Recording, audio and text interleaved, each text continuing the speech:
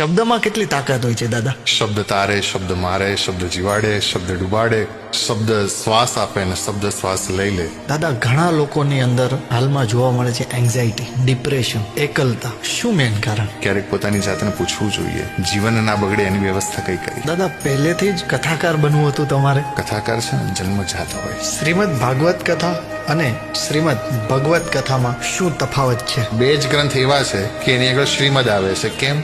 ચાલુ કથામાં કોઈને મુક્કો માર્યો હતો અને લોહી નીકળ્યું હતું. આ વાત કેટલા ટકા સાચી છે અને શું છે આ વાત? શ્રી કૃષ્ણ કોણ છે? અને અમારો કનૈયો એવડો નાનો, એવડો નાનો, એવડો નાનો કે શકુબાઈની જગ્યાએ વાસણ માંજવા બેસી જાય. તો તમારા મતે રાધાજી કોણ છે? કૃષ્ણ પ્રેમની ધારા એટલે રાધા. સામાન્ય માણસને મહાભારત શું કામ સમજવું જોઈએ? મહાભારત યુદ્ધની કથા નથી, મહાભારત ધર્મની કથા છે. મહાભારતનું સાચું નામ કોઈને ખબર નથી. હનુમાન દાદા પાસેથી આપણને શું શીખવું જોઈએ? આટલું કહીએ ન જાઓ. કવન સુખ આજ કઠિન જગ માહી, હોત નહીં તાત તુમ પાહી. એટલે તમારી આગળ દોડવા લાગશે.